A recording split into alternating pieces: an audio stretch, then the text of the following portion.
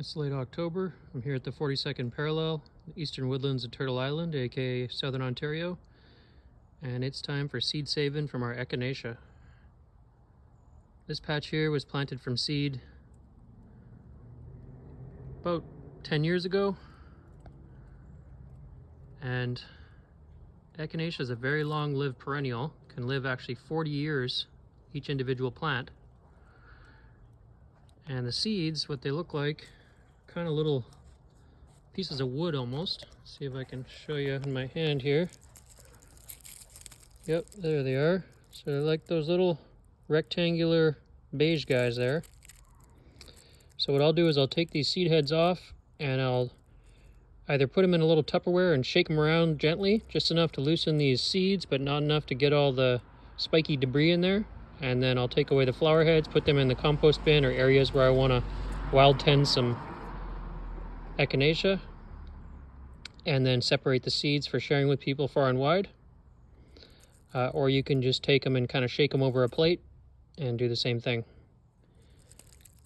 So Echinacea is one of the traditional medicine plants of many different peoples here on Turtle Island, aka North America. They have strong immune system enhancing properties. They increase the white blood cell production. They optimize immune function in other ways. And modern science has found that when you take an Echinacea extract or tea, you shorten the duration of severe symptoms for respiratory viral infections by at least 20%. So you can lessen that coughing and hacking and sniffling by taking some elderberry tea, or what I do is I'll use some of the roots that I harvest from these patches and I'll mix it in with my elderberry syrup to infuse those properties into the syrup, which I keep in the freezer.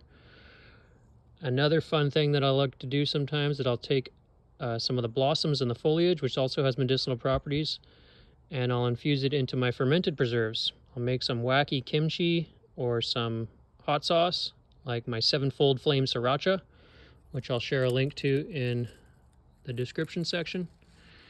And I'll use some of these petals and put them in there with the ferment, extract all the medicinal compounds, add some nice colors,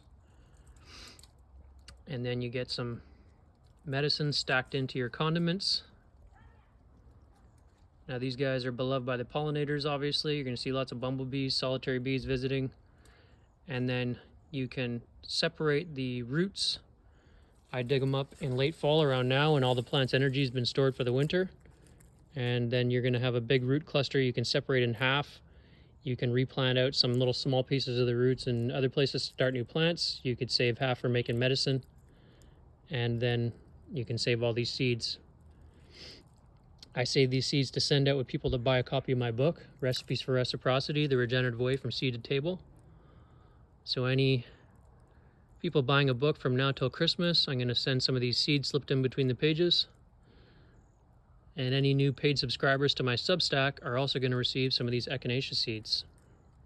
Check out the description section for an in-depth article on Echinacea and where you can subscribe to my blog.